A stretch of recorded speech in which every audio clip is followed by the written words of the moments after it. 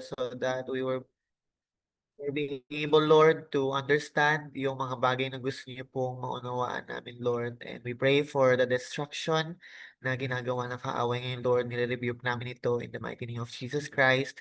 And also, Lord, we pray na matatapos ang gabi na ito na marami kaming matututunan. And maraming salamat, Lord, sa malamig na panahon ngayon, Panginoon. Tinataas namin ang lahat ng ito sa pangalan namin, Panginoong Jesus, na aming Diyos at tagapagligtas. Amen at amen. Thank you, Kuya Mike. So, we already done with our unang unit, no? Actually, I'm planning to have Unit 1 as how to study the Bible. Then, Unit 2 will be how to use the Bible in groups.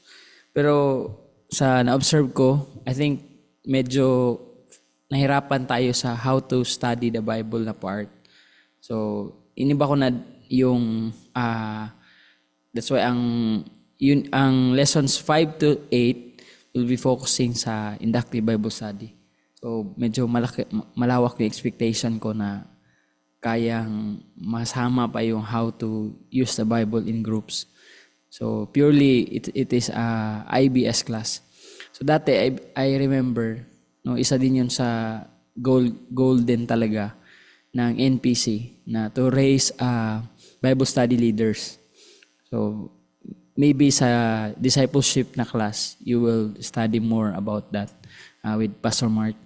Doon na part, no, maybe more about how to use the Bible in using it as a discipleship, no, like may mga how you can use it sa mga small groups. So maybe doon, no, kasi hindi ko na matouch talaga yon sa class natin, sa flow. So yun yung natapos natin, no, ng mga lessons. So sa mga hindi pa pag-review, so please review the playlist. Meron tayong playlist, no? So isang link lang, makita mo na agad yung sunod-sunod na mga discussion, recorded videos. So kung wala kayo kahapon and na-miss nyo yun, you can still cope up sa pamamagitan ng recorded videos. So tonight we will focus on observation. So last night we also review about genre and pericope. So hopefully mas na-clear yun kagabi. And we will go back sa discussion tonight sa observation also. So tonight observation, tomorrow, Thursday will be about interpretation, solely interpretation, then application ang last day ng class. So, para ma-prepare talaga kayo sa paggawa ng inyong final paper. So, ang final paper will follow the flow of IBS. Una yung genre, then pericope, and yung text nyo talaga, then observation, interpretation, then application. So, yun lang po yung flow ng inyong paper. So, hopefully, nakapili na, no, mostly ng text. You already understood your genre ng text nyo. And ngayon, explore pa natin how you can observe your text. Sige po, ito po yung ating discussion tonight. So we will go back sa key principles of interpreting parables. So, kasi isa din to na mahalaga na subgenre. Actually, hindi talaga siya nasa major genre ng Bible literary styles. Pero mostly si Jesus talaga ay nagtuturo in parables. No, kaya saglitan natin, hopefully magbigay din ito ng idea sa inyo because some of you are using parables, no, in your paper. That's why balikan natin to. Sige po, and we will discuss about observation, no, in IBS by biblical genre. So ang ginawa ko, will be your guide, no. For example, ang text nyo is narrative or poetry or prophecy. So meron ng mga guided questions in observation, what to ask in your text. So hopefully take note nyo yun. And also maybe hindi kayo take note pero i-access nyo ulit yung PDF ng lesson na ito. And example sermon using IBS, then 3-point sermon structure. So saglitan lang natin itong C and D. Hopefully, example ulit how I use IBS sa sermon. So, continuation ito sa example ko last night. So, sige po, umpisahan natin sa key principles for interpreting parables. So, kung merong part na nahihirapan kayo, please tell me, no? Pwede sa chat at pwede dito. You can interrupt me anytime. Sorry, hindi tayo maglagay ng group discussion because yun nga, mas maganda na all can hear the inputs, no? If may question man, all can hear. So, if may gusto mong i-clarify, so hopefully lahat ay makarinig also. Sige po, umpisahan natin. So, key principles in interpreting parables. So, ang mga parables ay always na nakikita sa teachings ni Jesus. No, commonly sa Gospels and especially sa Synoptic Gospels. So, ang Synoptic Gospels ay Matthew, Mark, Luke. No? And excluded doon sa Gospels, sa Synoptic Gospels ay si John. So, why tinawag na Synoptic Gospels? So, because mostly ang content ng Matthew, Mark, Luke, John, they have in common, no? They have mostly in common ang content ng mga books na ito. So that's why tinawag siyang synoptic. And first is, the key principle is to identify the main point. So usually, ang isang parable, isa lang yung main point niya. And sometimes daw, it could be, it could be 2 or 3. No? So, dapat tignan natin yon. So, sabi nga ni Craig Blomberg, so parables are not allegories. No, allegories ay yung hinahanapan mo ng hidden meaning. No, like usually allegories are part of a narrative na usually binibigyan ito ng spiritual meanings or hidden meaning sa storya.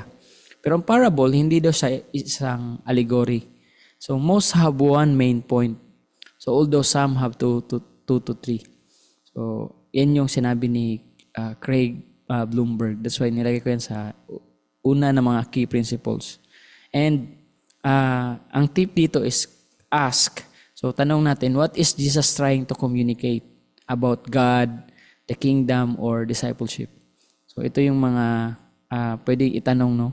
So, for example, hindi naman discipleship ang tinutukoy doon.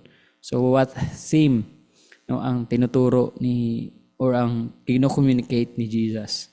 So usually kasi parables are given by binigay ito ni Jesus, no?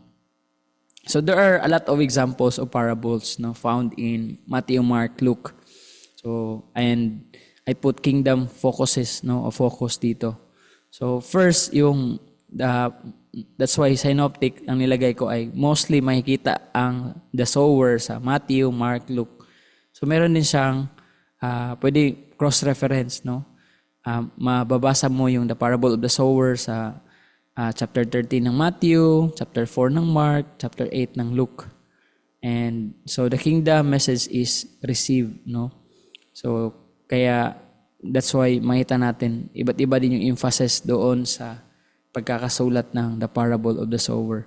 Pero ang focus nun ay it's about the message or the seeds na yun nga, di ba? Makita natin yung seeds, yung action ng sower, no? Kahit para siyang naghahasik ng mga binhi, ang kanyang action ay kahit saan lang na lang napadpad ang binhi, no? At saan ito napadpad? Sa mga lugar na makita natin na hinanlintulad sa isang puso, no? So may mga ang point doon is about how the kingdom of God was received by those people.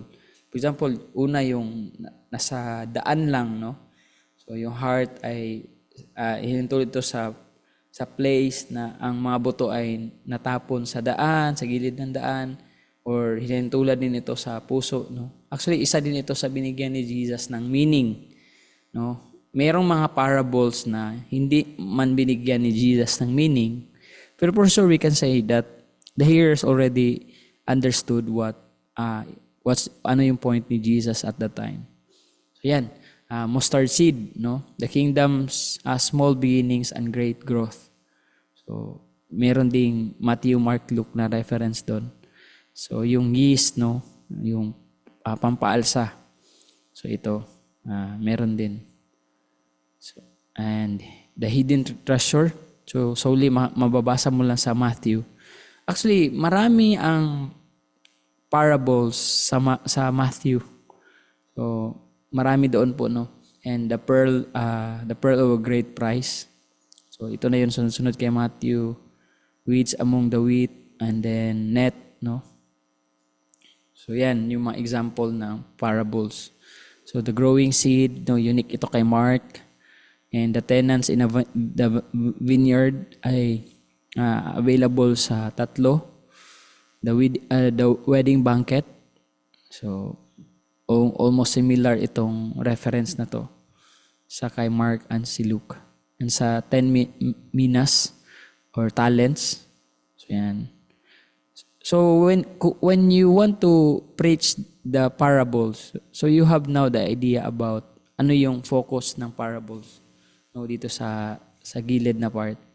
So, yan yung bigyan nyo ng importance. So, ito. So, faithful and wise servant and the growing seed. So, yan, no? That's why ang parables always has the theme about the kingdom of God. So, yan, important din po yun when you study or try to preach about parables. So, ito yung nagtuturo about sa kingdom, no? Sa kingdom ng Diyos, sa harian ng Diyos.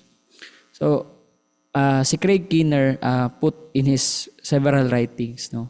Mayroong mga emphasis ang bawat commentator sa mga works ng mga gospel writers. So, in view of God's kingdom, sabi ni Craig Keener, sa Matthew daw, it stresses the kingdom's inauguration rooted in the Old Testament prophecy. So why? Because si Matthew yung napaka-Jewish sa apat na writers. So when you go to New Testament theology, then you will have a subject about the book of Matthew.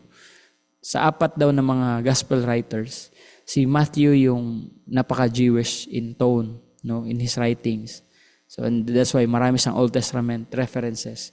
Even when you watch the Bible Project, no, doon pinapahintula din sa book of Matthew, Jesus is like the new Moses. So yun, so yan. And si Mark represents the kingdom in breaking power through Jesus' miracles and suffering servant identity. So marami din unique kay Mark ang mga miracles. No, like what we studied last night sa Mark chapter 2. And then Luke's gospel highlighted the kingdom as personal, inclusive, and reversing social expectation. So that's why mas na-highlight ang yung Luke's point when Luke said that ang mission ni Jesus is to ano sabi dun sa Luke?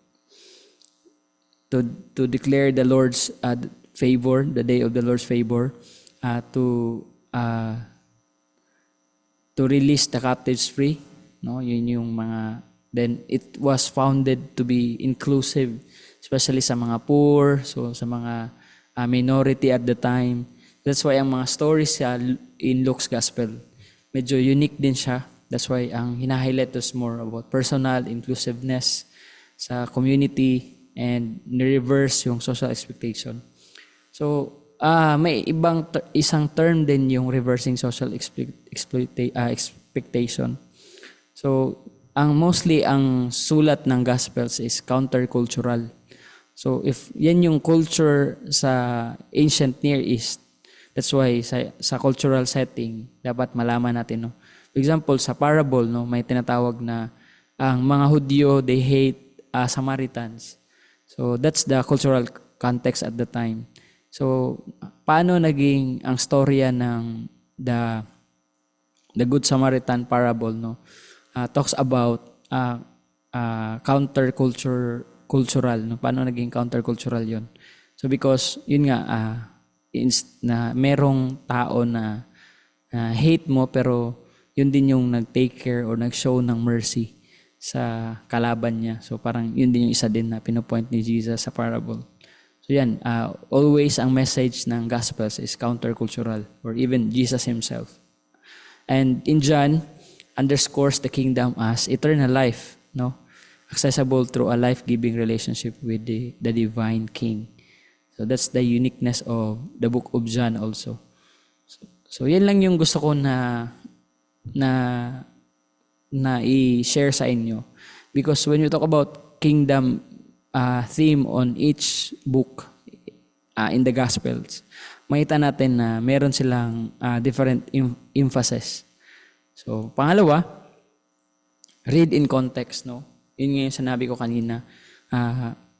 Actually, mahanap mo ito doon sa IBP background commentary. So, bibigyan ka talaga doon ng that's why it was a background commentary. So, literary and cultural. So, some ay makikita mo doon. So, sabi ni N.T. Wright, parables are set in the midst of Jesus' ministry.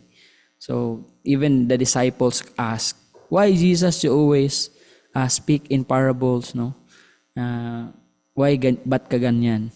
And sabi ni N.T. Wright, and they only make sense with his announcement of the kingdom of God. So, isa na ito, especially sa book of Matthew, when Jesus announcing the kingdom of God. And also in Luke. So, sa literary context, what comes before and after? So, that's the question, diba? The circles of context. So, basahin mo yung before and after. And in this part of a group of parables, so example, Luke chapter 15, no? Sino yung ngayong nag-study ng Luke chapter 15? So, alam ko may Ako po yun, Pastor. Oo, sa itinerary. Okay, sa itinerary. Chapter 15, the prodigal son.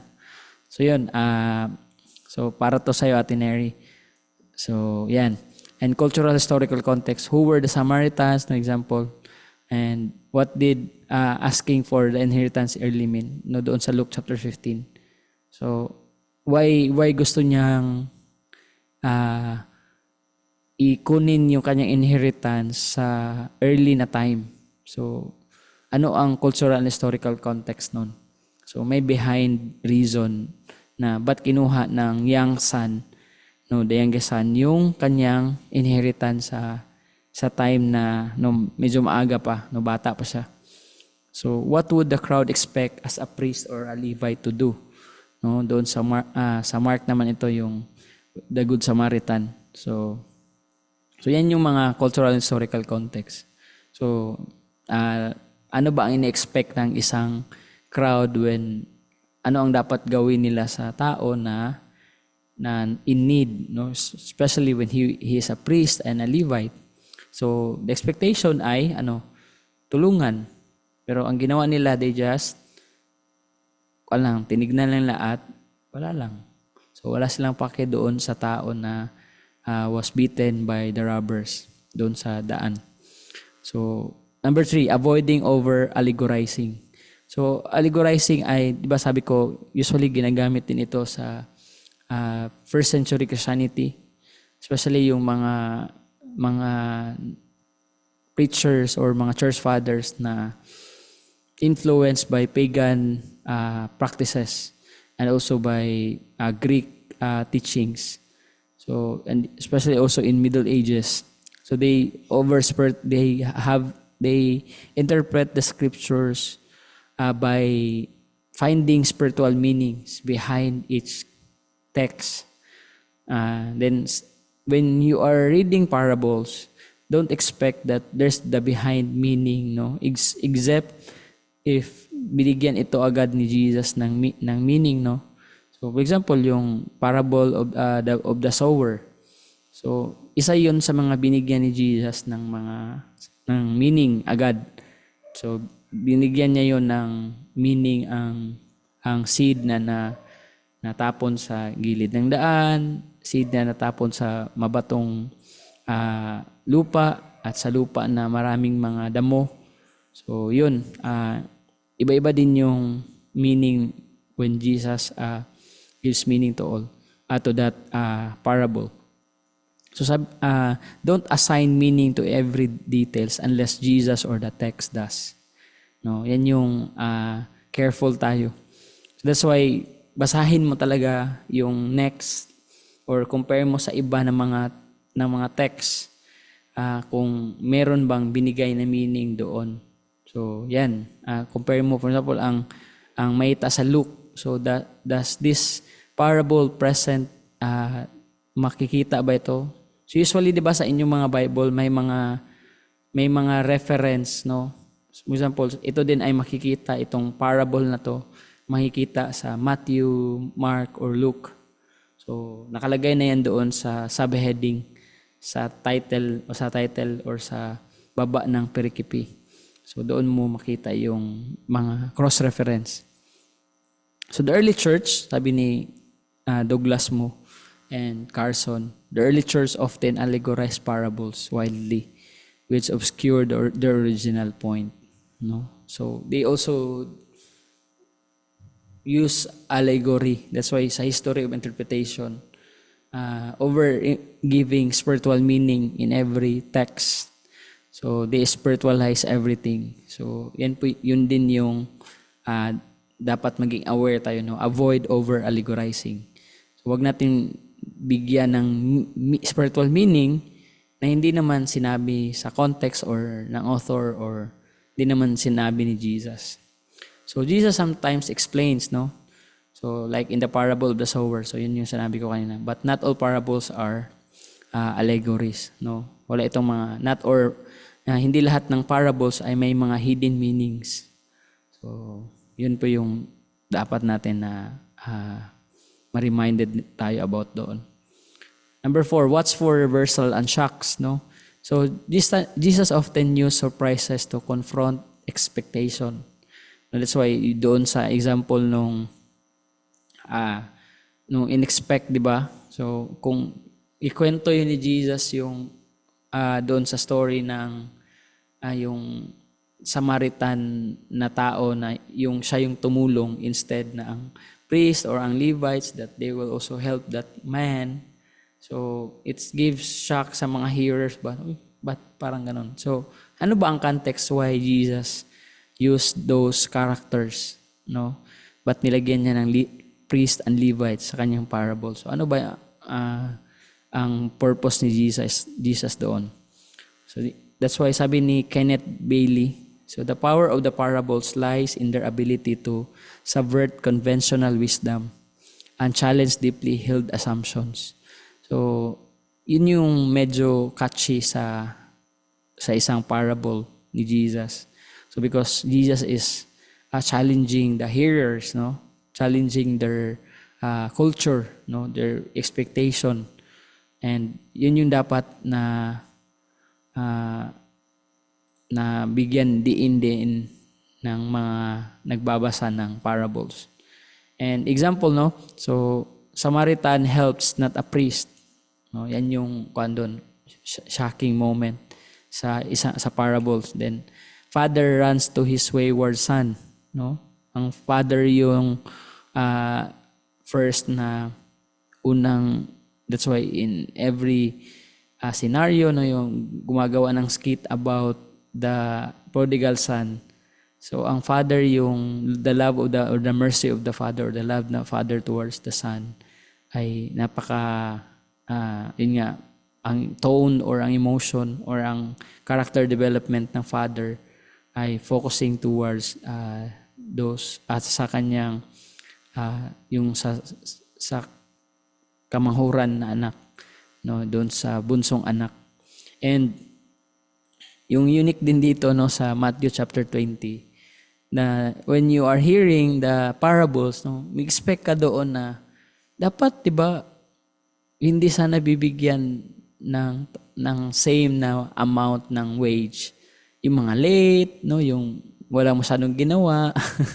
Pero doon sa parable ni Jesus, ang mga laborers na even yung mga binigyan ng same na amount ng wage. So why? Ano ang reason doon? So bigyan mo yung culture, yung ano bang culture at the time. So about wages. So paano sinasahuran ang mga tao. So there's also cultural relevance about sa wage. And then these are kingdom inversions that reveals God's radical grace and justice. No, and that's why ang pinupoint sa Matthew chapter 20 is about God's justice, no, sa na pantay-pantay din, and God's radical grace, no, towards the sinners, towards the to all. Yan yung isa din na makikita natin sa mga parables. So pay attention to the listeners, kasi usually ang mga parables, meron siyang, no, sinusulat din talaga yung respond or ano ba yung namangha ba yung mga nakinig, or ano bang respond ng mga nagtanong. So that's why isa din yan na bigyan natin, no. So who is Jesus speaking to? So sino ba yung nagtanong at ang answer ni Jesus ay parable? So what did they expected? So ano yung expect nila na tamang sagot ni Jesus? No. So yan, sino ngayong nagtanong, 'di ba? May nagtanong na scribe ba 'yon? O teacher of the law na how to have eternal life. So ang sagot ni Jesus na, 'di ba, love the Lord your God with all your heart, with all your soul, with all your mind. Sabi niya, ginawa ko 'yan, no. And tanong niya, who is my neighbor, no? So actually kung yan yung text niyo, so maganda din doon, no, that you need to pay attention to the listener, or who is Jesus speaking to. So sino yung kanyang pinopoint sa parable niya. So doon sa story na yun, ang pinopoint niya yung nagtanong sa kanya, no? Who is my neighbor, no? And N.T. Wright, no, sabi niya doon sa book na to, the parables are not generic stories. They were weapons in Jesus' confrontation with Israel's leaders and worldview. So even si N.T. Wright, no, pinopoint out niya na you expect when Jesus gives a parable, kino-confront niya yung mga leaders, no? That's why ang tanong, who is Jesus speaking to sa parable? So dapat di natin yun kaligtaan. And ano ang common na worldview at the time? So paano naging countercultural yung sagot ni Jesus sa parable? So yan yung expectation natin sa principles, isa sa mga principles of interpreting parables. In parables often challenge the religious elite, no? Challenge the religious elite, yung mga teachers of the law, the Sadducees, the Pharisees, so yung mga religious leaders at the time. They often comfort sinners and confront the self-righteous. So usually yung nagtanong kay Jesus, who is my neighbor, ay he was a self-righteous na tao, no? So and then alam natin na ang sagot ni Jesus ay hindi yung nag-identify siya na who is my neighbor. Pero that's why tignan niyo, no, ang nagtanong doon, careful tayo sa mga nire-respond ni Jesus. Kasi minsan tricky ang nire-respond ni Jesus. So even sa pagbabasa nyo, careful kayo if sinagot ba yun ni Jesus na tama, no? So sino ba yung sinagot niya? So paano niya ba ito sinagot?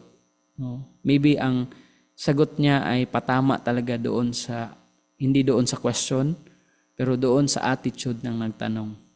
So, example, yung tao na yun, because he was so self-righteous, nasabi niya na, ginawa ko na yun lahat. No? So, yun. Maging, kuhan tayo doon, inote natin yung replies ni Jesus. And number 6, let the kingdom framework guide interpretation. Yung sinasabi ko, because mostly parables are connected to the kingdom stories. That's why parables are kingdom stories. They reveal what life is like when God is in charge. No? When God is in charge, makita natin na ito yung work din ni Lord sa humanity. And every parable of Jesus is some way a kingdom parable, showing the character, actions, or demands of the reign of God. No? Sabi ni Cain, Snodgrass. Yun din yung bigyan din natin palagi ng ma-remind tayo na connected ang parable sa kingdom of God. And ask, what does this parable teach me about God's rule? No? What does it reveal about, for example, anong theme? Is it about discipleship? Is it about worship? It's about forgiveness. So may mga ganyan na theme din sa parable. No? So how does it describes grace, justice, or mercy? So yan. And lastly, respond with application. Parables demands a response. They meant to transform, not just to inform. So yun din yung mga nakinig kay Jesus sa parables niya. Some of them ay nasaktan sa mga reply ni Jesus because alam natin na patama yun sa kanila. And hindi lang din ang parables ay nagtutukoy to inform, no? Parang naging creative si Jesus sa pagsagot. Pero may purpose why Jesus usually often use parables, no, in pertaining in teaching about the reign of God or the kingdom of God at the time. Sabi ni N.T. Wright, a parable doesn't explain things to you.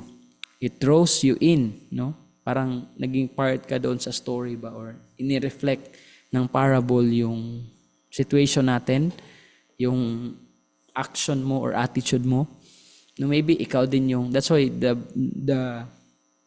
pwedeng tanong natin, no, in every parable, saan ka ba doon sa parable? No, maybe ikaw yung pwedeng gano'n, no?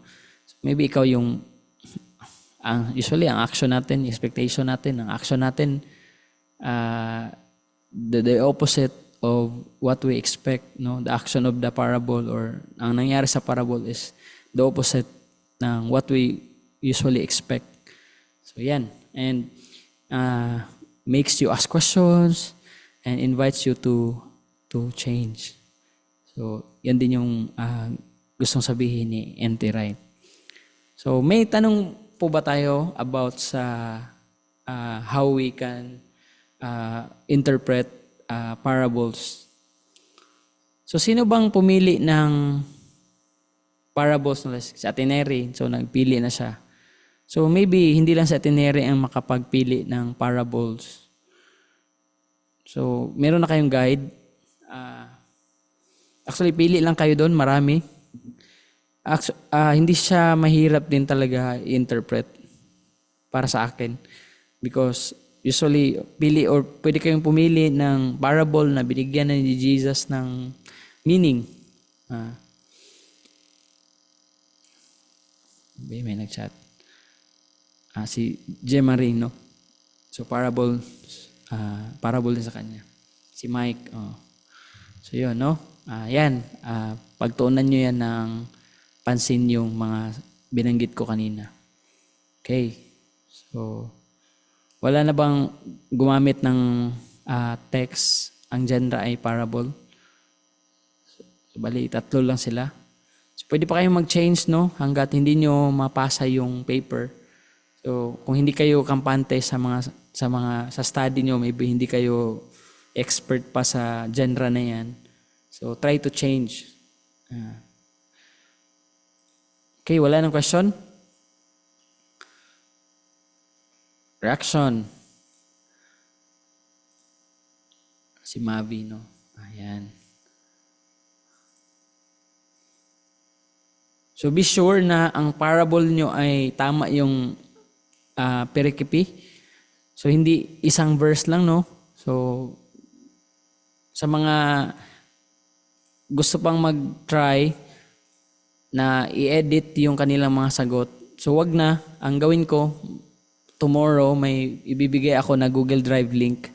So, doon nyo na i-finalize yung progress ng inyong paper, no? So hopefully now nasa observation na kayo na part, tapos na kayo nakapili ng text and alam nyo na yung genre. So you got already your pericope, so tama na yan. So go to the next part is yung mag-observe na kayo. So that's why ang gagawin natin, so kung wala nang, let's proceed. So observation in IBS by biblical genre. So yan yung ating tutuklasin tonight. So first, genre shapes. No, ito yung nag-uhubog or lens sa what should I look for. No, and ang observation na part sa IBS asks, what do I see? No, or ano yung nakikita ko na sa binabasa ko. So ang lens or what should I look for, or ito yung dapat ko na nagagamitin because ito yung dapat way ng pag-interpret ko. So, use the genre how you interpret or observe.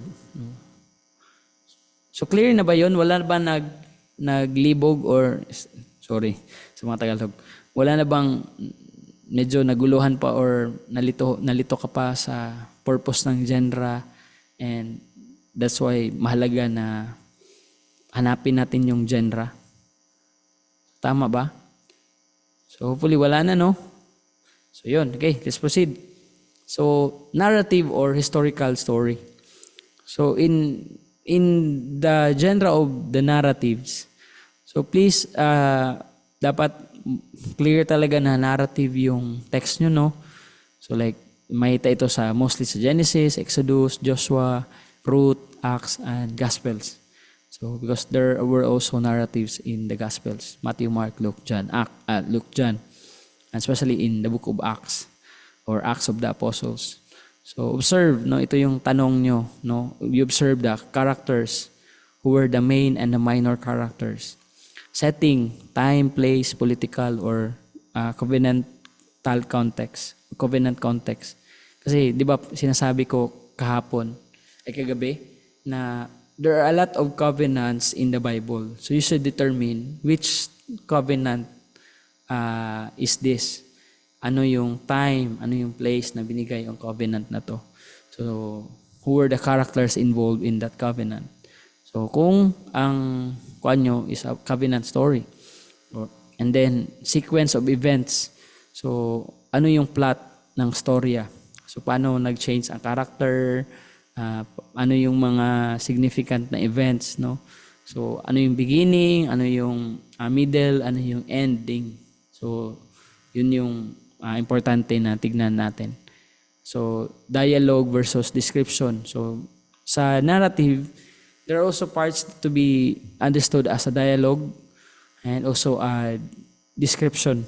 So, maging mindful kayo doon sa parts na yun. Because some narratives are may dialogue and meron din mga description. So, then repeated themes or actions. Then, God's activity. Where is He present, or is God silent in the story? So, or meron ka bang makita na works ni God? So usually, always major narratives in the Bible, makikita natin si God. But, saan nga yung? I think in Ruth. Yeah, I think in Ruth. No? In the book of Ruth, wala kang mabasa ang description about kay God. God, yeah, I think Ruth. Ruth nga talaga. Yun. Yeah, Ruth. Correct me if I'm wrong, pero I think the book of Ruth, na walang solely description about God, no, sa book of Ruth. Pero hindi nagsabi doon, hindi siya nasabi na walang work si God sa story.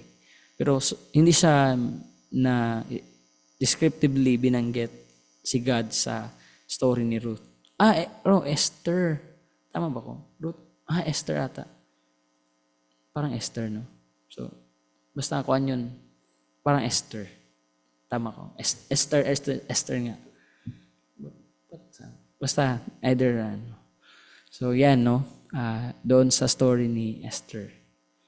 Yeah, Esther. Buto ko nag-Ruth. No? So, yun.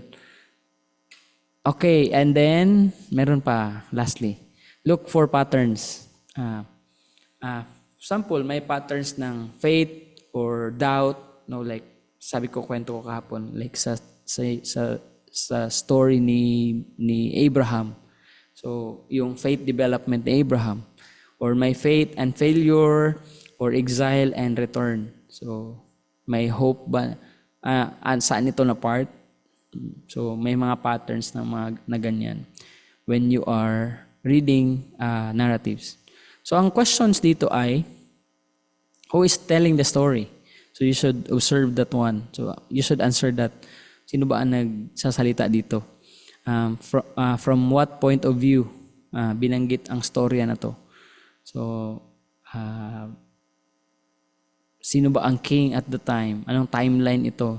Is this the time during the United Kingdom or the divided kingdom? So yan, no? So it means before the Babylonian captivity. So yan yung dapat natin isasagutin din, no? So how do character responds to God or one to another? So yan, if it is a dialogue, how God dialogue with this man, and God, ano yung response ni God, no, ano yung describe nila sa problem or describe ni Jesus about, ni God about himself. So what tensions or resolution occurs? So ano ba yung mga tension sa narrative, and ano din yung resolution? So like example natin kahapon sa Mark 2. So yung ano yung beginning, middle, and yung resolution, o ano yung response ng tao. So nagbigay na tayo ng example doon sa Mark chapter 2 kagabi. And law. So Exodus chapter 20 verse 20 to 23, Leviticus, then Deuteronomy. So sabi ko nga, meron ding ang Deuteronomy ay medyo, sabi nga, in final form na ang law ni Moses. So yun na yun, parang edited na. So observe if yung text no is nasa law, who is speaking and to whom, no? So same din yan, no? Kasi who were the law, sino ang nag-describe or nagsulat ng law, or si God ba nagsabi ng law na to, and to whom, para kanino ito? Is it specifically for this law is effective towards the whole Israel, or this law is towards the foreigners of the land? Is this law towards the clean and unclean? So yan, no? So what type of law is this? So is this apodictic? So I remember sa class namin yung apodictic, yung mga word na you shall not, no? Saan mo yan mababasa? Sa Ten Commandments, no? Thou shall not or you shall not. And then sa casuistic or case law, so absolute, it means you shall not, no? Yung mga words na God's command na dapat hindi mo ito gamin. Pero casuistic or case basis, so if ganito ang mangyari, so then ito yung gagawin nyo. So if ganito, walang ang law, di ba nagsabi, alam nyo sa gospel stories, meron din talaga doon na according to the law of Moses, according to the law of Moses, Mary and Joseph, ito yung ginawa nila. They offered dove. No? I remember sa story na yun. Joke lang to. Yung teacher ko, pag dinig ko, they offer dog. Pero pag dinig ko na sa boses ng teacher ko ba, kuhan kasi si Dr. Clark Armstrong eh. Yung English niya parang, although he's a speaker sa kuhan talaga Amerikano, pero kung magsalita siya sometimes, parang kinakain niya yung words niya. Then, pagrinig ko talaga, dog talaga.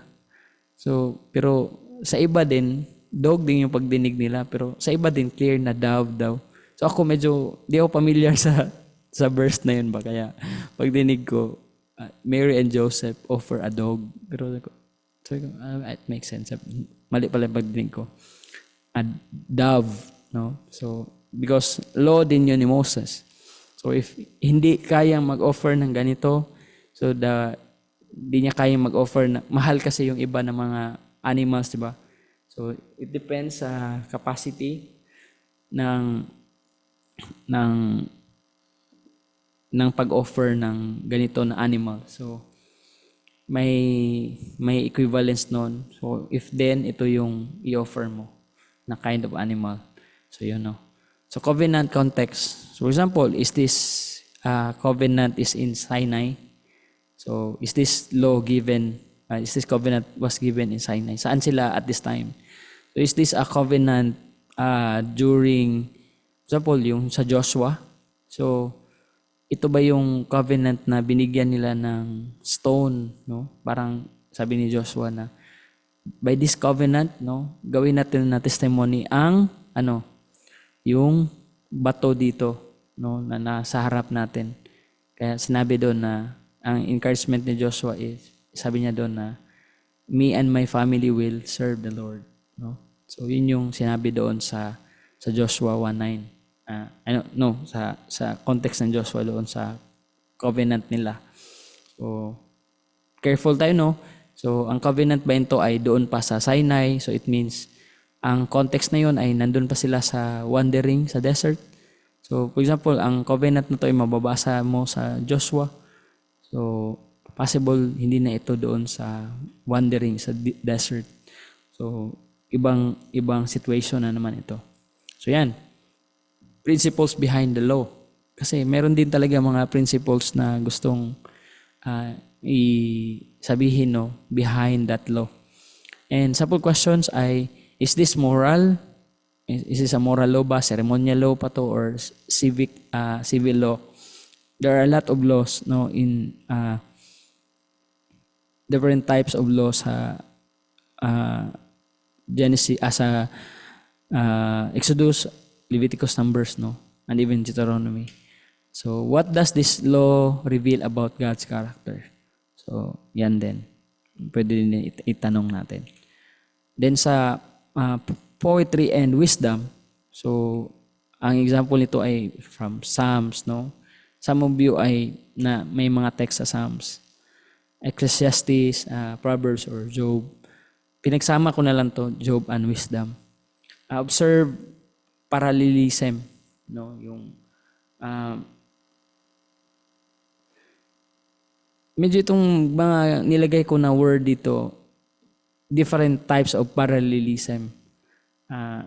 Hindi ko lang, I will not go into specifics kasi medyo kuha na siya. Hindi ko nalagyan ng example. Pero parallelism ay usually first line to the second line, no? So, meron bang, pwede din ang parallelism ay nasa first verse and then ang kanyang parallelism ay nasa last verse. So, pwede din ganun. Pero please search more, no? Maybe makabasa kayo ng mga komentary na nag-talk about what kind of parallelism na ang ginamit doon. Or ang pinaka-safe sa akin, even hindi nyo na ma-explore ang parallelism. Pero yung image na nandun sa text nyo ay ma-describe nyo. So, ano nga yung simile? As, no? Gumamit like, no? And metaphors, no? Yung pagkakalintulad, no? And symbols. Ano yung mga image na ginamit sa text nyo. And emotional tone, no? Is this a lament psalm? So is this a praise psalm or a thanksgiving psalm? So when we talk about lament, no, usually sa may tinatawag na individual lament, communal lament. So pwede nyo din di ba yung binanggit ko pa way back sa genre. So I described there. So may tinatawag na individual laments by David and by some authors. And is this a corporate or communal lament? So, and then is this a nation lament? So, or is this psalm is a praise psalm? Meron na din yung type of psalm, no, doon sa some of your Bibles ay binigyan na ng clue kung what type of psalm is that. Thanksgiving psalm ba ito, praise psalm? So, or if lucky kayo, merong lament, no, na nilagay, song of lament, may mga ganyan din, or psalm of lament, or song of lament, praise psalm, or song of praise, thanksgiving song, no, may mga ganyan na mga heading. And structure, no, stanzas, refrain, and inclusio. So, present talaga yan sa Book of Psalm. Sino naka-observe ng chorus, may mga ganyan, no? May nilagay na stanza, no? Meron din talagang ganyan sa Book of Psalm. Kasi kuan man yan, mga kanta naman talaga yan dati. Figurative language. And so ito yung mga dapat i-observe natin when your text is found in Psalms. Actually, my example ko ito ay mostly in Psalms. So Proverbs verse alone can stand, no? So para sa inyo kung gusto nyong pumili ng verse na IBS, simple lang talaga Proverbs. So hindi ito nagbibigay ng promise, no? Remember? So when you interpret Proverbs, hindi ito general, but it gives, yung principles, no? Life principles, or hindi talaga ito nag-talk about general truths or absolute truths. So careful tayo sa pag-interpret ng Proverbs. And then, ito yung mga questions nyo. What emotions or experiences are being expressed at this text? So, what comparisons or symbols are used? So, ano ba yung mga kino-compare dito? Or ano ba yung mga symbols? Saan dinala ng shepherd? Or ano ang action ng shepherd sa kanyang sheep? No? And what is repented or contrasted? So, ano ba yung repeated and ano ba yung kinumpare or kinontrast? Ano yung mga words na paulit-ulit? No, yan. So, wala nang question sa narrative, sa poetry, wisdom, and ano yung pangalawa natin? Law. So, wala nang question dito.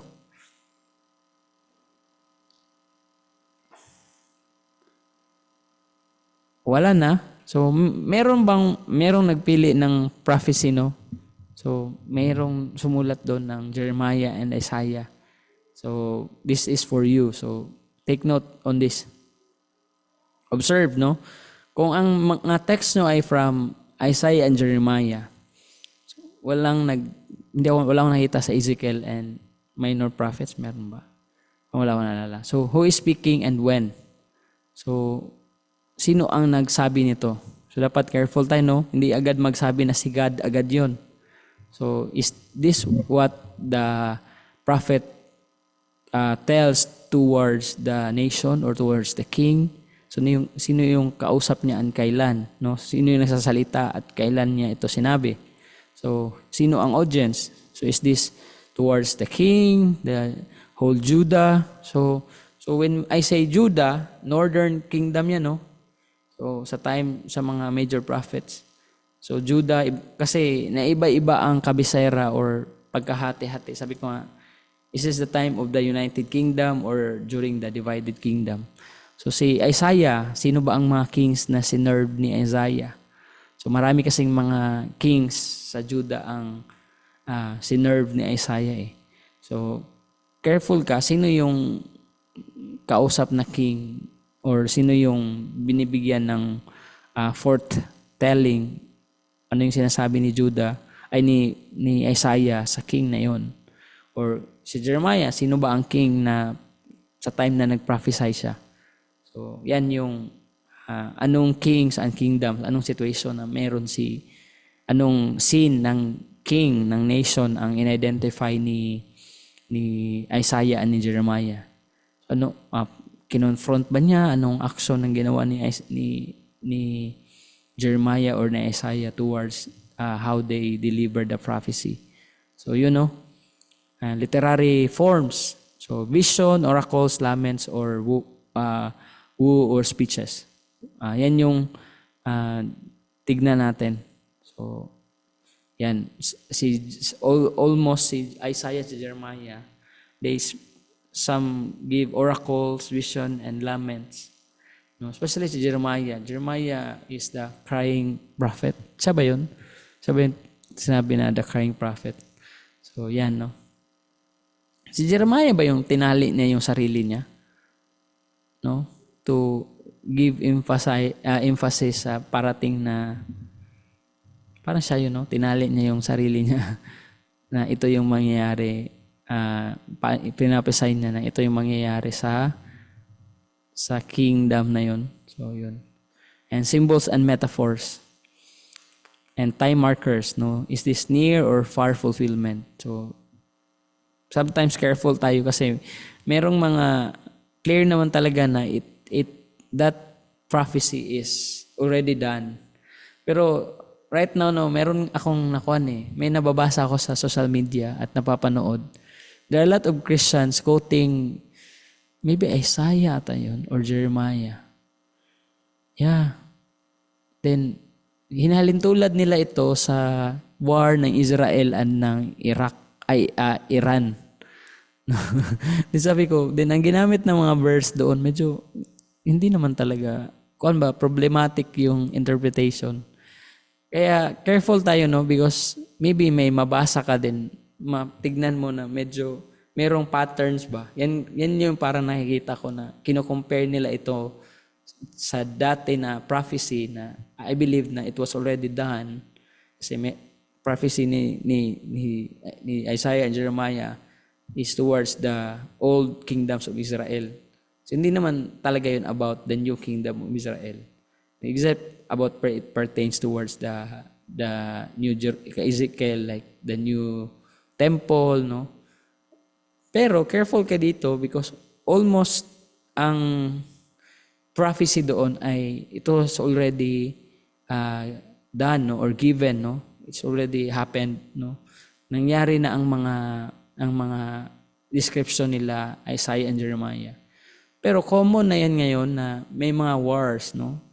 That's why tumataas na ng kanina.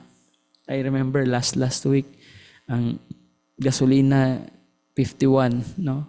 Saya pa ako kasi umabot ng 500 ko umabot ng 10 liters.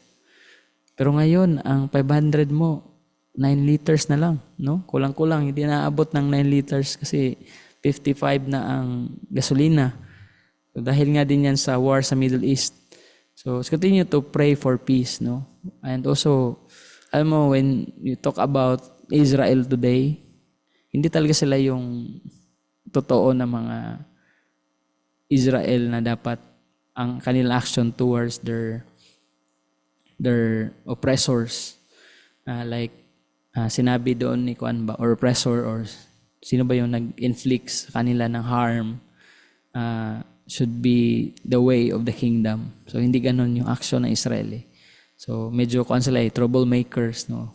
So, kaya makita din natin action. Is their action towards the war right now justifiable? Sabihin natin na is that what God wants them to do? Pero alam natin na I believe this is my personal reaction towards the war. So, hindi talaga yan para sa akin, hindi will ni Lord yung ganyan na approach sa peace, no? So yan lang yung comment ko about doon. So careful tayo sa time near or far fulfillment. So sample questions, is this message of judgment or hope? So yan, no, dapat careful tayo. Is this, ang message na to is full of hope ba?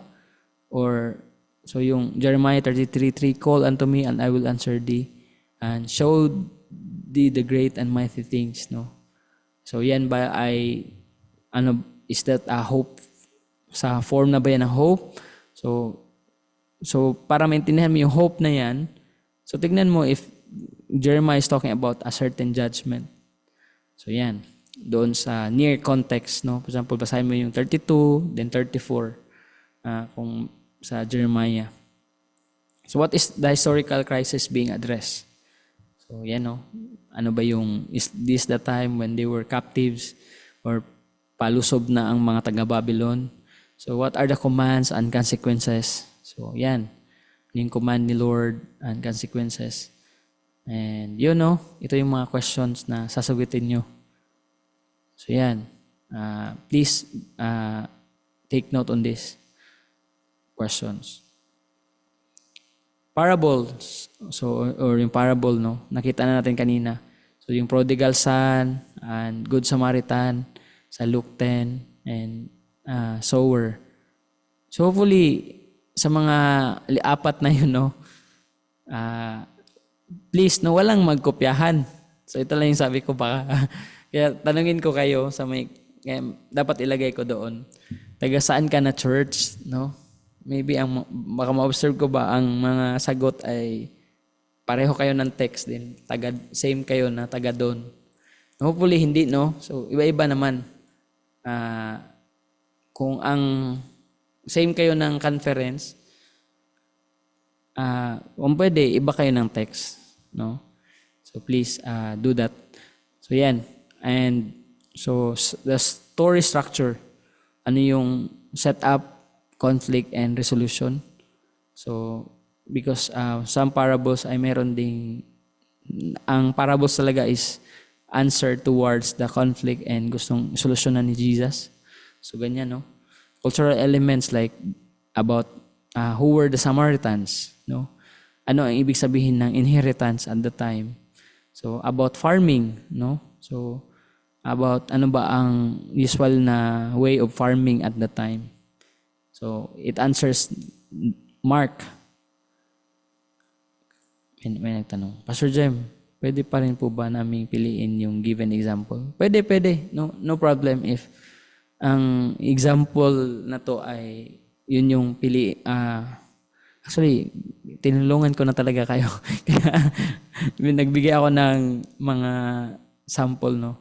So, who were the Samaritans? No, bigyan nyo yan ng short description. So, anong ibig sabihin ng inheritance? No? Farming. No? Is that the common way of farming at the time? Na para kang, no, look at the way of the farmer sa parable of the sower, na kahit saan na lang niya, no, like kung ikaw yung farmer ngayon, 'di ba, usually ang farmer, 'di ba, dapat ang mga seeds ay, 'di ba, lalo na ngayon sa atin medyo kuan ang seed, 'di ba, precious. So, hindi kayo, anong klaseng seed kaya tong tinapon ng farmer? Yun yung mga question mo. So about farming. So are there cultural elements na in-emphasize doon sa parable? The surprise or twist. So yun yung sinasabi ko kanina. Who were the unexpected hero, no? Like the Good Samaritan. So siya yung unexpected hero. And audience and occasion. So sino ba ang nagtanong? Who were the audience and ano ang occasion at this time na binigay ito ni Jesus? So is this parable talking about Jesus? Ano yung situation? Is this the time na si Jesus ay yung papunta na sa Jerusalem? So sa final week na ni Jesus. So is this a time na papunta na sila sa yung i-betray na si Jesus? So kung mayroon pang mga gano'n na mga elements na makita natin. So Jesus follow-up explanation. So if present, no? So mayroon ba itong, and if present siya, no, if available. Kasi hindi lahat ng parables ay binigyan ni Jesus ng explanation. So answer this question. So what questions or situation trigger this parable? So and who is the shock or who is the character, no, na who is the main or the unexpected hero? No, pwede yung ganyan tanong mo. What is the main truth is Jesus illustrating? So ano ang gustong message si Jesus about this parable? So yan yung i-observe ninyo. Okay?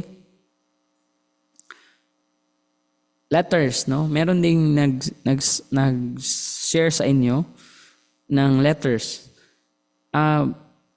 Meron din doon nag-point ng letters, pero dapat, sabi ko nga, hindi lang isang verse ilagay. So medyo longer, no? So yung buong pericope yung ilagay nyo.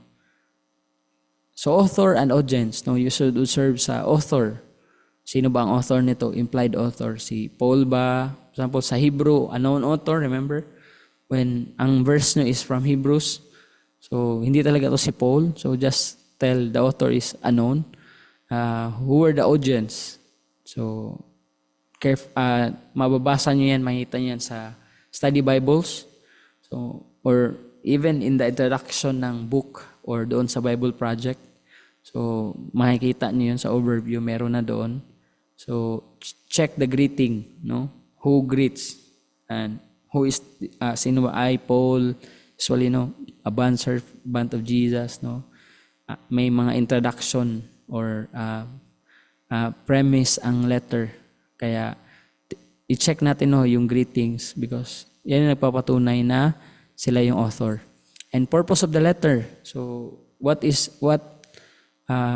para saan itong letter na to? Ano ang purpose why Paul wrote this letter to the Corinthians? For example, to the Philippians, to the Romans. So, yan.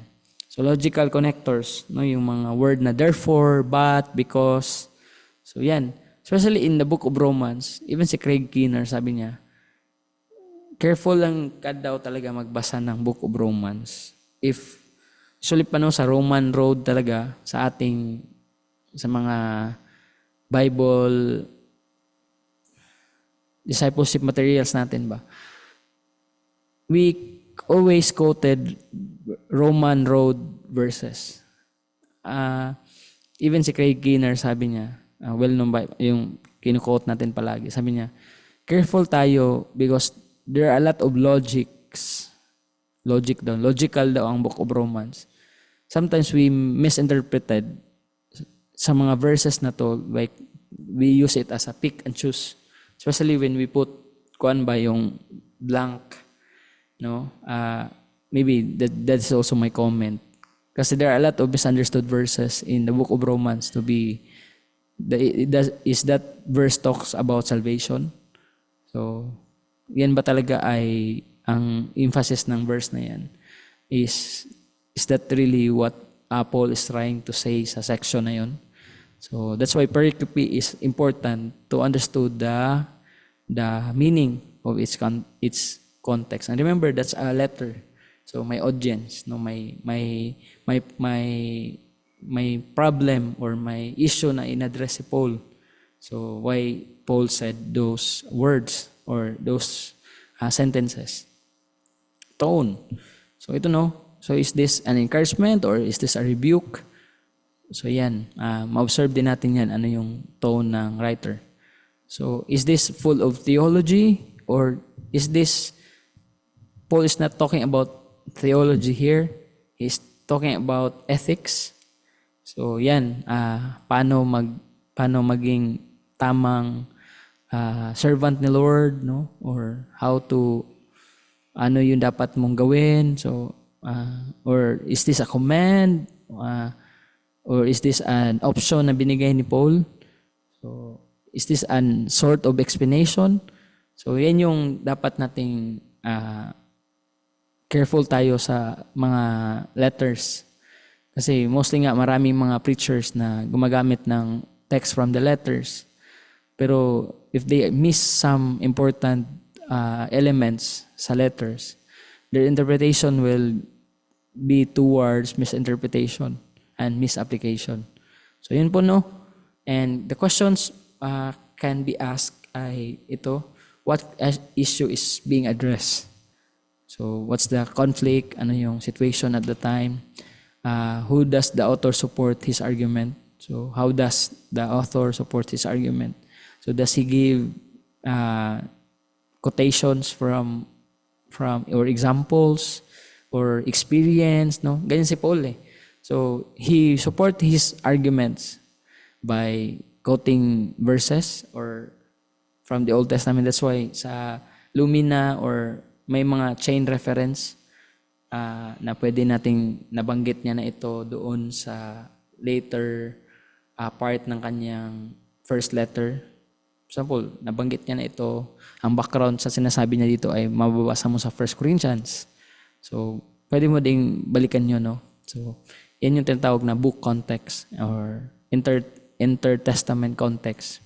For example, nag-quote siya sa Old Testament. So, yan. What commands or exhortations are given? So, yan. So, ito yung i-consider natin.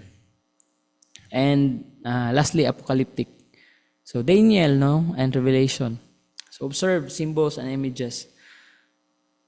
I think walang walang nagpili ng genre ng apocalyptic.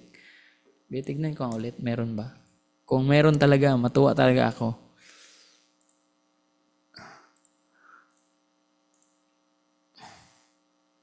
Saglit lang. I-check ko lang kung may nagpili ng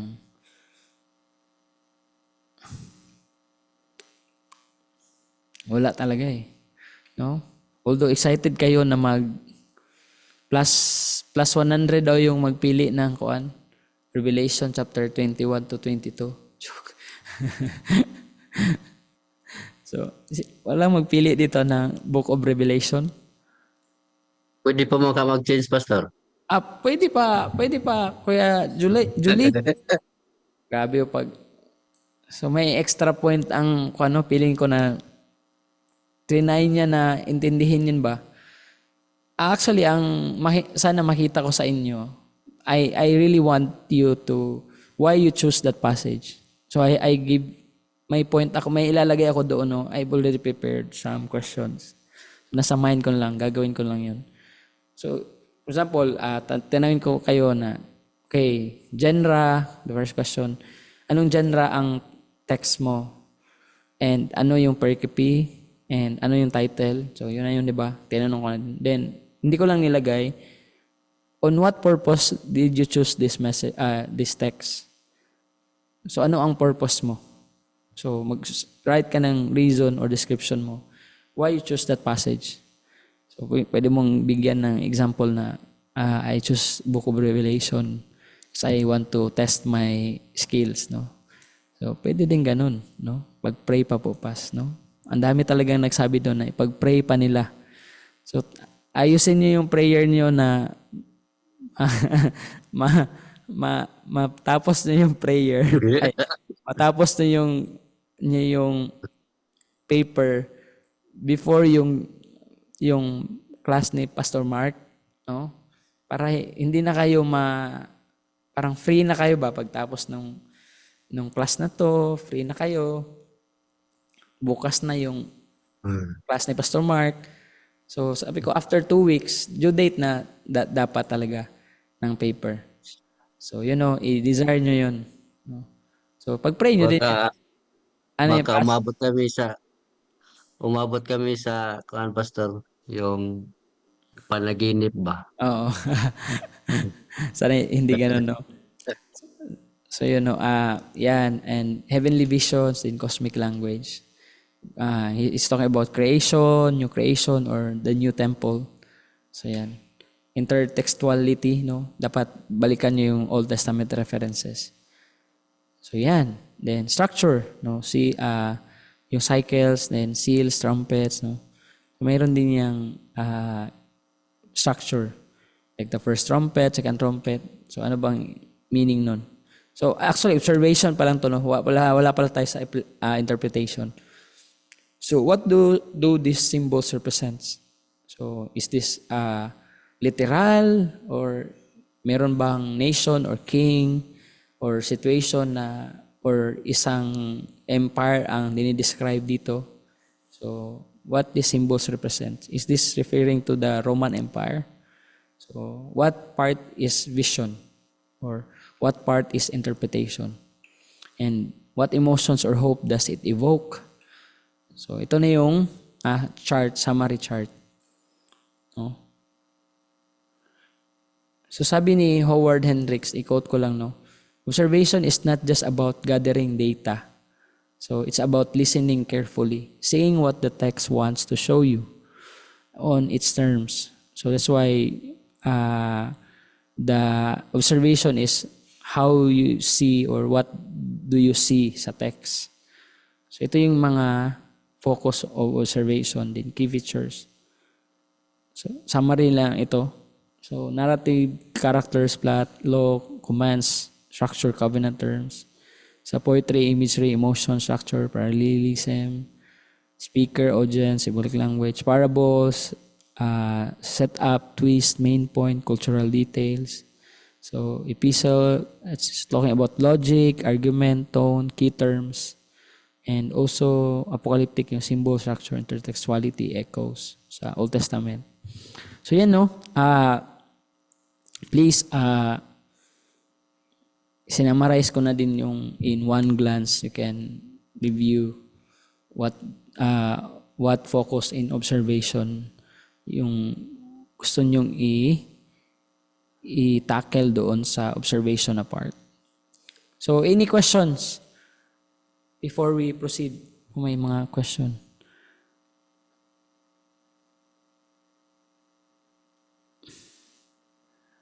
Ang ang template, nagdadalawang isip ako kung may template ako ibibigay, kuan ma-pressure kayo eh. So, kuan kayo ba medyo I don't know if nasa ang gawin ko magbigay yung Google form. I promise you to give template, pero kung magbigay ako ng template kasi baka makuha na kayo, ma-overwhelm ba. So ang gawin ko, mag-base ako sa, that's why ang progress form doon sa Google should doon na mag-determine yung final paper nyo. Parang tinutulungan ko na kayo ba unti-unti. When you answer that part, yun na yung paper nyo. Nagbuo na kayo ng paper. So, doon ako mag-base. No need na to, kaso ang nahihirapan ako sa iba eh. Ang challenge din sa iba kasi hindi sila maka-access ng Google link. Yung iba nga din hindi na nag-sign up sa Google link eh. So, i-announce ko na lang din, no? Sa mga maka-access, I believe, kung kaya nyo yun, ilagay doon yung mga details, observation nyo. So, it's good, mas hindi siya mahirap sa akin. Kasi ang gagawin ko niyan, kapag i-check ko na, naka-Excel na siya. So, mabilis ko na kayong i-grade ba. So, kung automatic na eh. Pag makita ko na available to, may matrix na ako ilalagay eh. So, example, ito yung sagot mo. So, ito yung score mo agad. Kung wala pa, so may minus na yon. So, automatic ba? So, kung kakreate na agad ako ng visual sa grades nyo. Ang problem lang that's why natagalan ako mag-grade sa inyo nung last subject. Kasi ang final paper reflection, doon ako natagalan. Binabasa ko talaga yung mga sinisend nyo sa akin. Then, di ba, ganyan ka, imagine, ilang students yung nagpasa din. Yung iba, matagal pa nagpasa. So, yun, na late talaga sa grading. Pero hopefully, yun yung ginagawa ko. So, no need na kung kaya nyo matapos yung link, ma-update nyo unti-unti. So, yun, pwede na siya na, yun na yung mag-serve ng final paper nyo.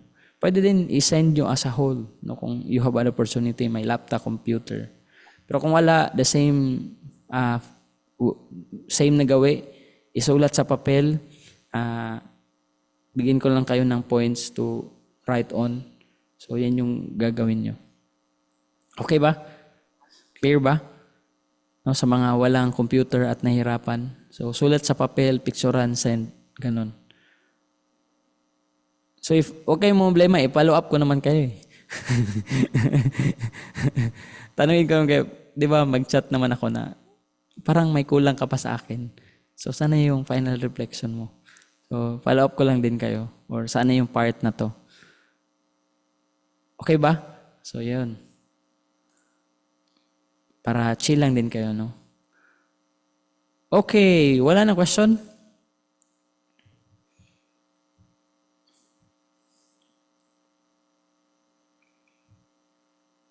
So, wala na. Okay, mag-end tayo ng 9 ngayon. So, para makagawa na agad kayo tonight ng inyong observation. Hindi kayo, mayroon pa tayong 1 hour ba? So, di ba, matapos naman tayo ng 9. Then, kuha na kayo. Maggawa na kayo ng inyong. Kasi, for sure, nakapili na kayo. Huwag na kayo mag-pray. No? Sa mga nag-pray na sinagot na ni Lord, dapat ngayong gabi, makapili na kayo ng text. No? Grabe talaga, inunahan na din ni Pastor Jem ba? Sinabi agad na, sinagot na agad. No? Or in short, gawin nyo na. Huwag na kayong mag-pray. So, pili na kayo ng text and genre din. Tomorrow, start na kayo mag-observe.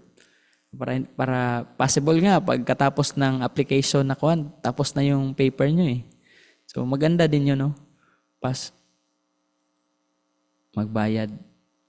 Yung sa payment, no, ang requirement, ang kuhan ko ay kung pwede maisahin nyo, no? Sa taga-NPC walang bayad to. Sa mga other conferences, kung pwede maisa nyo sa amin, no? Para maisi yung recording ng payments. So, huwag kayong problema sa payment. Hindi naman kami nangongolekta eh. So, chill lang po kayo sa payment. Kahit hindi kayo nakabayad, binigyan ko pa kayo ng grade and certificate. So, remember, this training is not about your payments. So, chill lang kayo dyan. Huwag kayong problema. Yun yung pag-pray nyo kay Lord, na Lord, sino sasagot ng pambayad ko? So, yun yung i-pray nyo na, Lord, kwanto 1.5 kasi 6 na subject. So, yan yung pag-pray mo sa, imagine ano na ba tayo, July. So, next month, may isang class naman kayo. So, May, June, July, August, September, October. Imagine, October, tapos ka na sa 6 na courses. So, yun, no? October, tapos mo na yung 6 foundational courses kasi may pasok every month. Okay, last 2 points, no?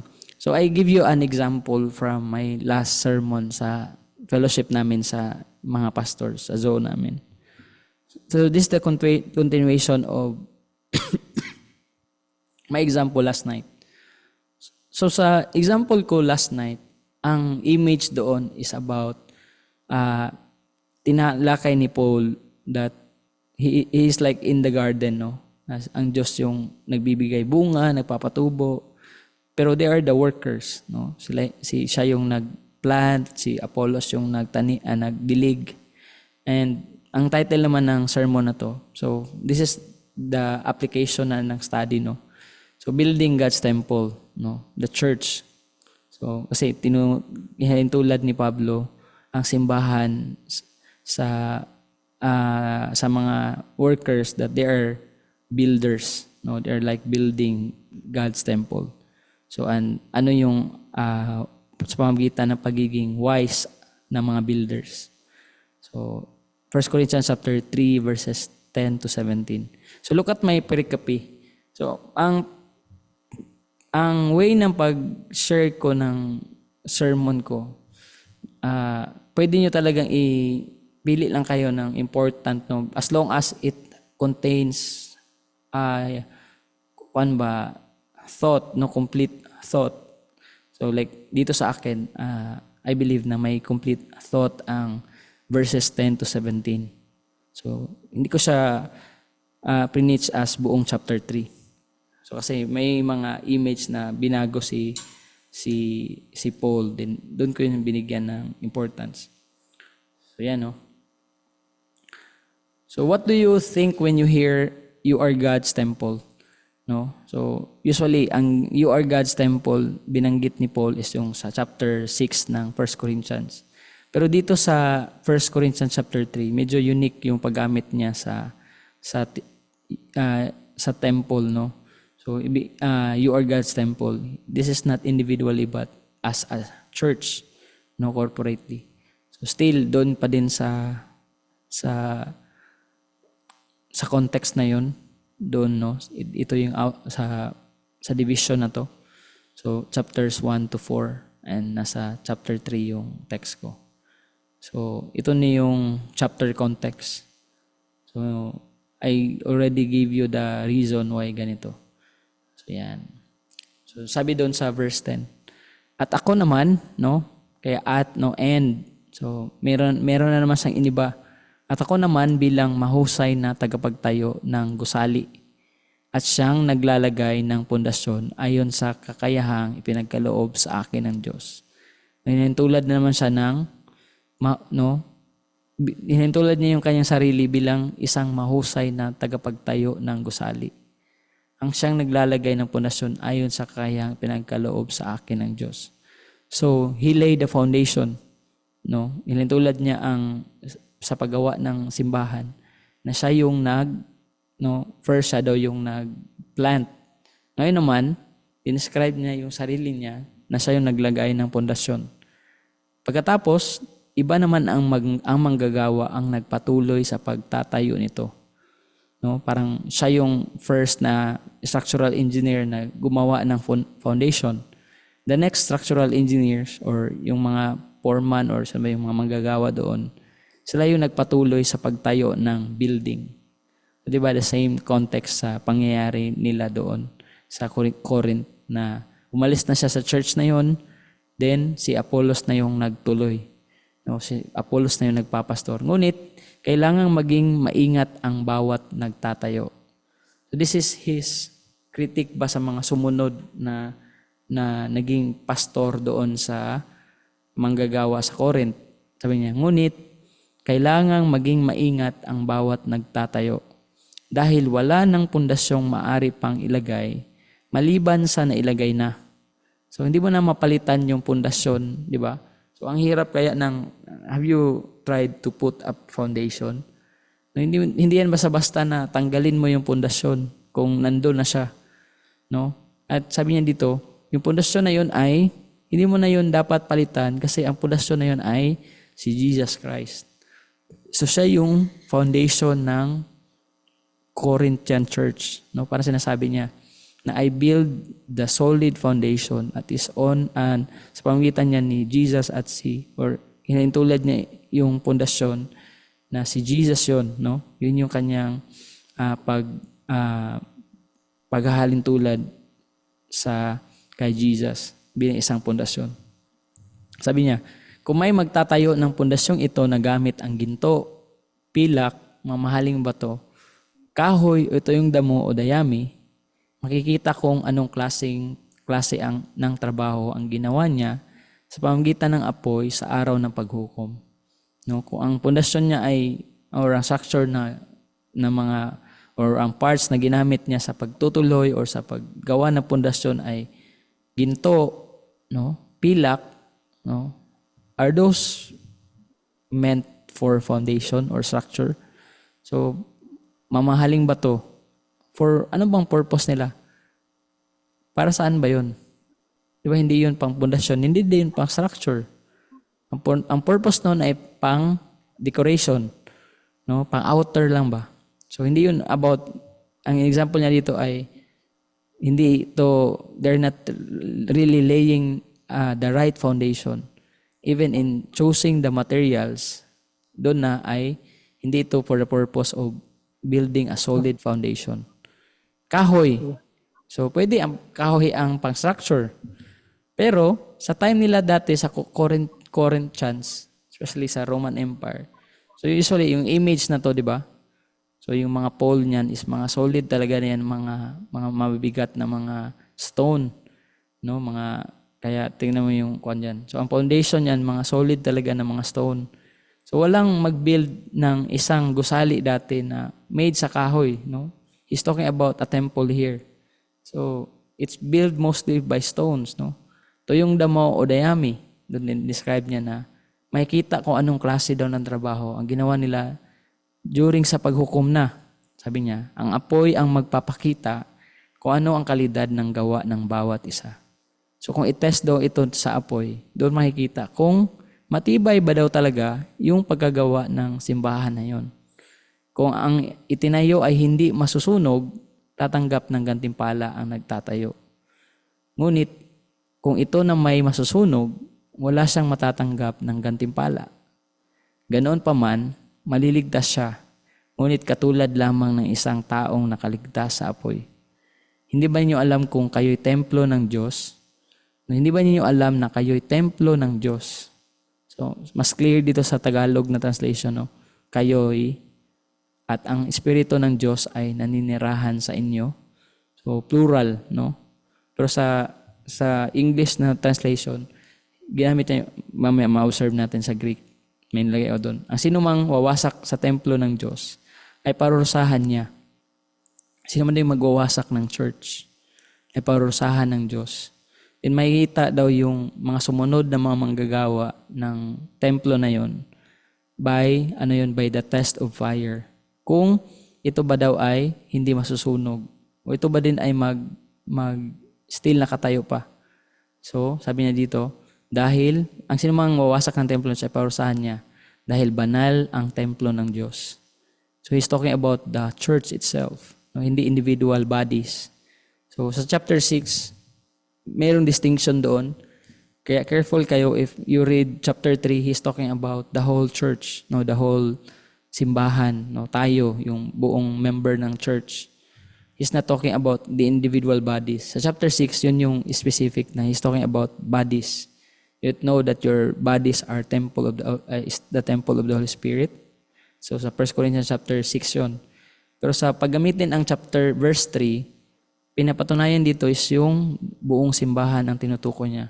At ang templong iyon ay walang iba ang kundi kayo. So, kaya, complete ba yung thought ng verses 10 to 17? Yes, no? Complete siya. So, I am in the safe pericope. So, in observation, what does the text say? So, who is Paul addressing? So, Paul is addressing the divided Christians in Corinth. So, who boast about their leaders, di ba? Yan yung sinasabi doon sa verses 4 to 9. They're boasting about kay Apollos, even some quoted, I am for Peter and I am for Paul, no? They're boasting sa past na pastor nila. They're boasting sa current pastor nila. They were divided who were their preferred type of leader. So what metaphors or images does Paul use? So, and ano yung mga ginamit niya, yung word na foundation, temple, building. So, ginamit din tinawag din ni Paul ang sarili niya na as a wise master builder. No? So, siya yung nagtayo ng foundation, who lays the foundation. No? And the foundation daw na nilay ni Paul as a wise builder is si Jesus Christ. So, builders will be judged for their quality of their work, no? Judged when sa apoy daw yung quality ng work, no? So, there are contrasts? Yes. So, kinontrast ni Paul ang paglay niya ng foundation sa mga sumunod na mga manggagawa sa church na yon, na ang quality ng work nila ay ano yun? So, para sa akin, ang tone ni Paul dito is his criticism towards Apollos. No, maybe may nakita siya because nakita niya na ang mga next na mga pastor na sumunod sa kanya ay hindi na-train talaga. Kaya sabi niya doon sa una na parang hindi kayo nag-grow. No? Parang yung criticism ni Paul sa taga-Corinth. Para kayong mga bata pa na pinapasuso pa na yung ina. No? Parang ang teaching para sa inyo ay you're makamundo, no, worldly. So, he's not talking about makamundo sila, but yung point niya doon is you're like babies, no? So, hindi pa kayo mga mature, no? And parang hindi kayo nag-mature, yun yung titik niya. So, builders will be judged for the quality of their work. So, God's temple is identified with the corporate church. So, tayo, no? Like us. So, you is plural in Greek na ginamit niya dito, no? So, you. So, sometimes sa Greek may singular na you, meron ding plural na you. So, yun po. And, paano ba natin i-interpret ito from observation, no?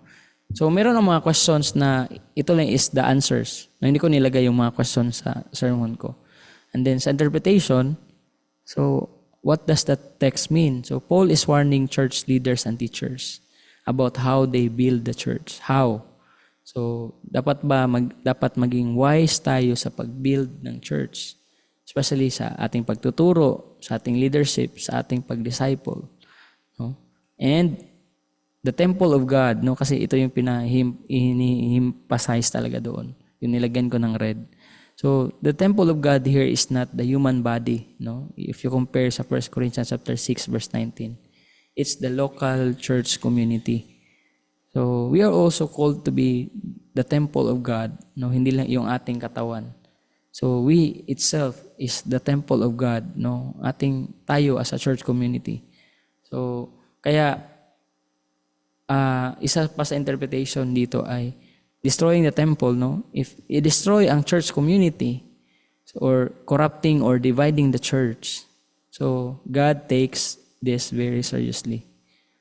So, yan yung dito yung medyo challenging or isa sa mga masakit na mga truths na binanggit ni Paul dito.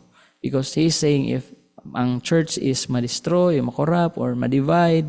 So, tinitake serious ito ni Lord, no? Kasi we are God's temple. Yun yung argument niya, yun yung logic niya. So, the judgment language, yung fire loss, yung reward, so refers the day of Christ, no? So, it's not on the present circumstances. So, alam natin na, yeah, the church still exists even may sometimes na ang patuloy or ang naglay ng foundation or ng structure ay hindi solid, no? Maybe ang describe nga ni Paul that some of them lay the foundation as gold, no? Ang structure ay gold, silver, no? It's for kuan lang ba, yung pampapogi lang, outer lang, hindi from building the solid foundation to the solid structures. So, some of them ay nagamit din ng mga materials na mabilis lang matupok, no? So, yun yung kahoy, yun yung dayami, no?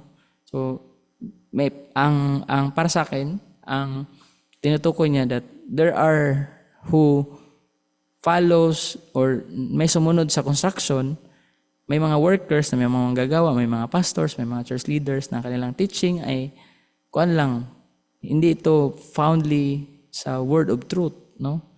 Ang sinishare nila ang way of discipleship, ang kanilang preaching, even ang kanilang teaching is not a real solid food from the Lord, or hindi talaga ito kuan lang, mabilis lang itong matupok sa apoy. Wala lang eternal relevance, no? So yan yung pinopoint ni Paul. And then because ang aking mga audience ay mga pastors, 'di ba? Pastors meeting 'to eh. So so ang questions ko ay ganito. So are we building the church on Christ or based on our personal charisma? So yun yung pinopoint ko din doon sa yung mga palamuti ba. So pagwapo-gwapo lang ba, pachoy-choy ka lang ba sa church or success, no? So look at how each members prefer such leaders na full of charisma, full of success, or full of worldly wisdom.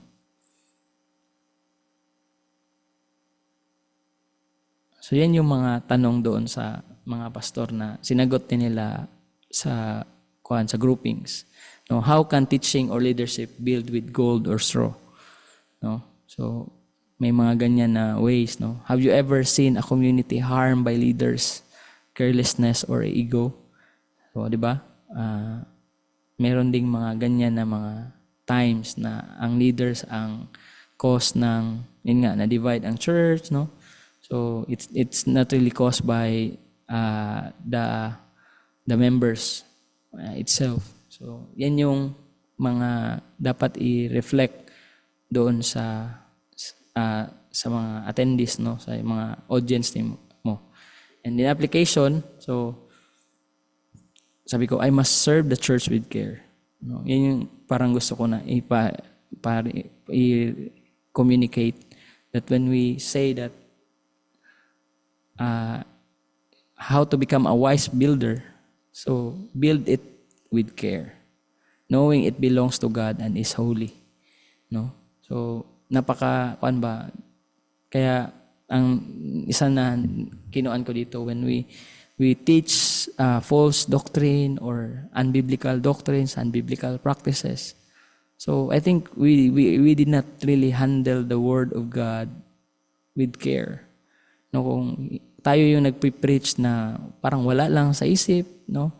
Hindi ka naman nag-study, no? Hindi mo man binigyan ng motivation or hindi ka nag-spend time talaga na mag-meditate sa word ni Lord. No, that's the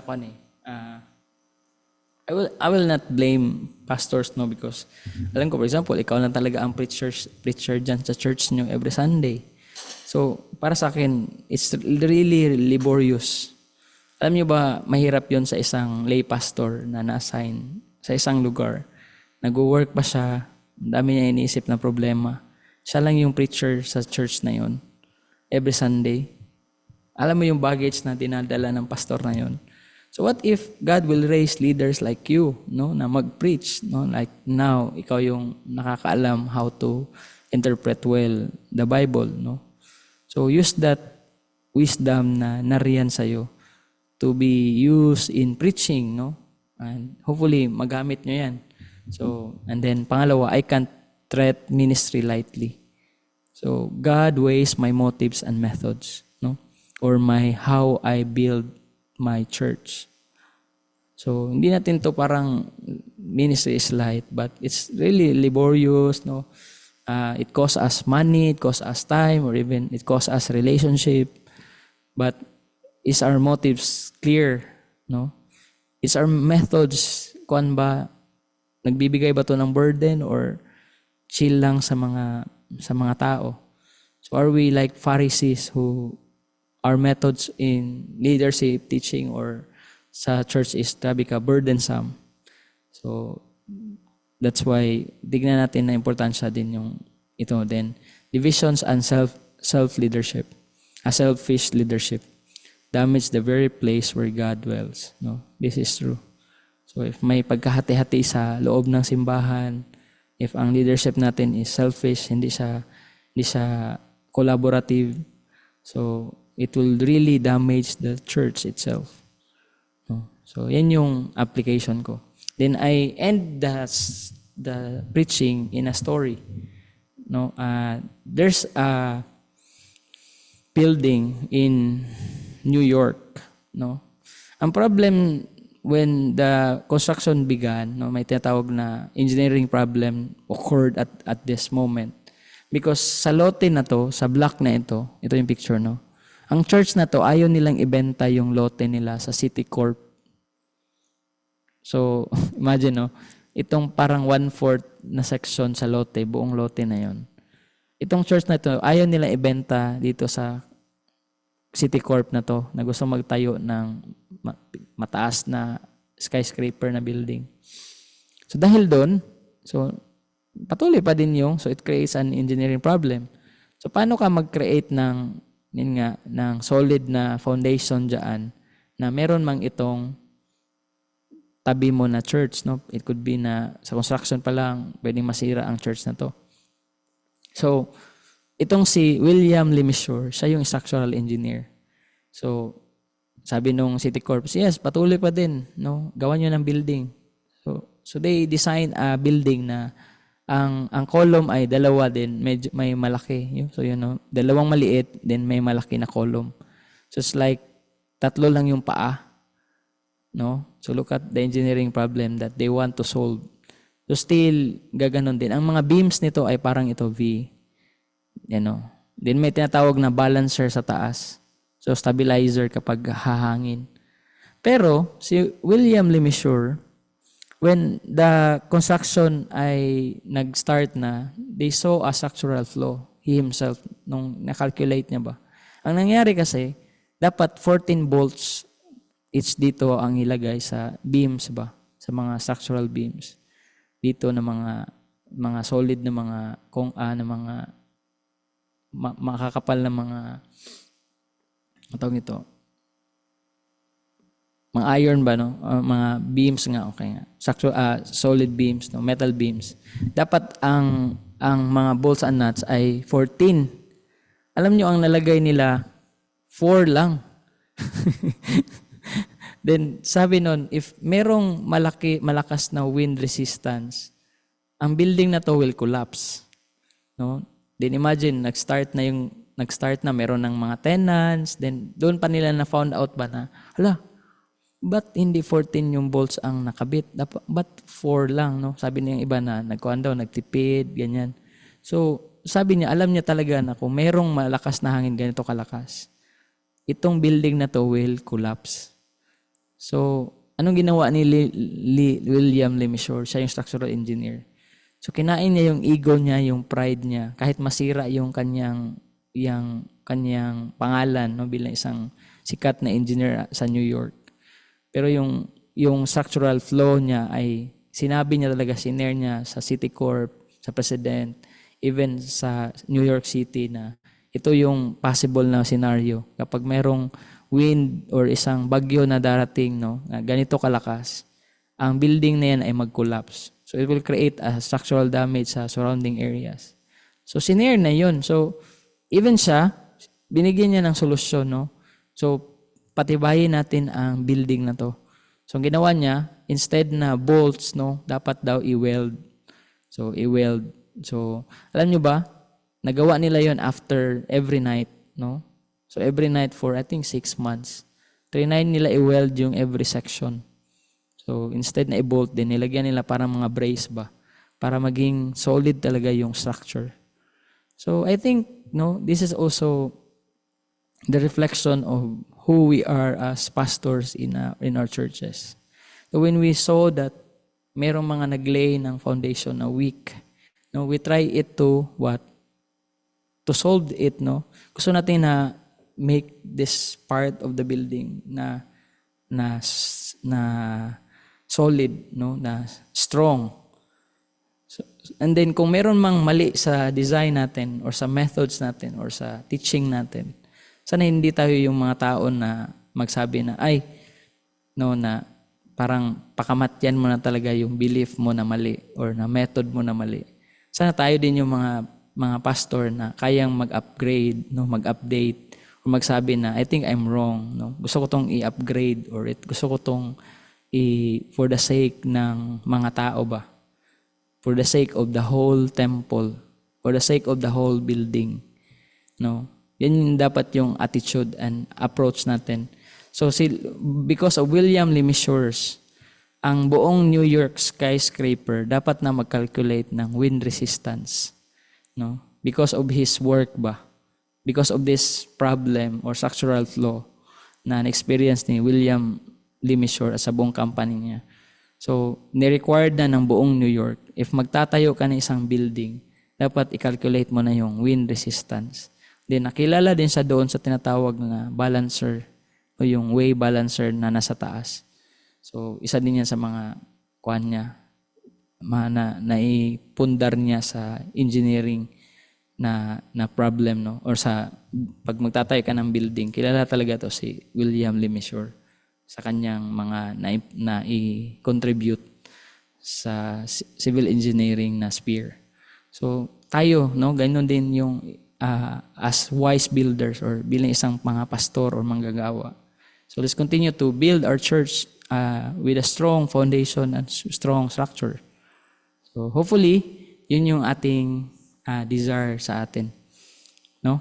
So yun lang yung kwan ko, example ko doon sa sermon. So ganun lang, you can preach, sabi ko nga, you can try to preach using IBS. I believe effective siya. So don't wag ka nang mag flower na maglagay ng first point, second point, third point, no? Pero pagpunta kayo ng introduction to sermon ni Pastor Mark, tuturuan kayo ni Pastor Mark doon gumawa ng sermon by points, no? So yung typical na sermon flow. So meron pa last, nakaligtan ako, no? Saglit lang to. So ito na yung building ngayon, no? Sobrang ganda. So may mga matataas pa na building na katabi ito. So dati siya yung pinaka mataas at the time. So yung 3-point sermon structure na sinare din ni Dr. Land. So always ma-apply ito sa letter, so sa genre ng epistle. So ang first point is about the problem. So usually ganyan si Paul, no? May problem sa text, paano sinolusyonan, so ano ang response. For example, sa Ephesians 2 verses 1 to 10. Actually, you can use this as a sermon. So the problem, we are dead to sin. Then, a solution, God made us alive in Christ.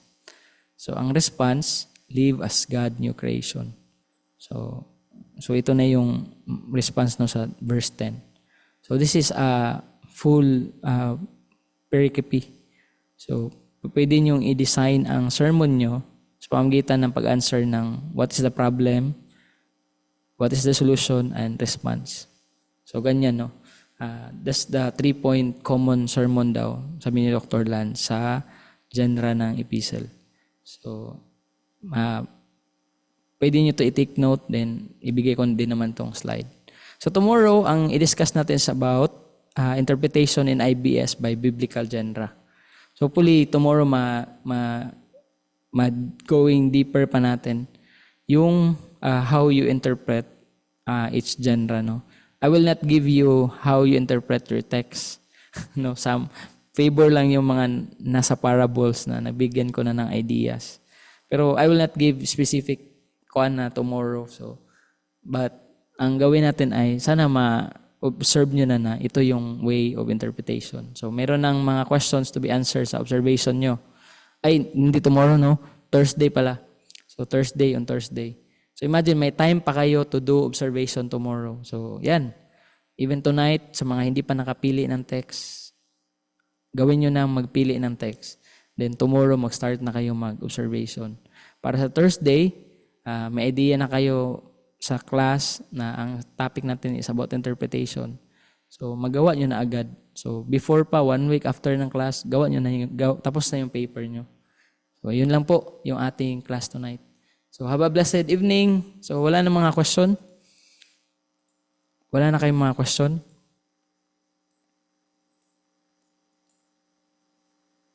No violent reaction or question? Okay. Sige po, let's take a picture. So sa mga tapos na, please i-refine nyo pa yung work nyo para pagpasa nyo. Pwede nyo ipa-check sa akin. Sa mga nakagawa na, please take a picture din, send it to me din. I will give feedback, hopefully. Tomorrow, hindi man ako mag-preach bukas sa church. So, I can edit your work. Sige, let's take picture. 1, 2, 3, 4, 5, smile.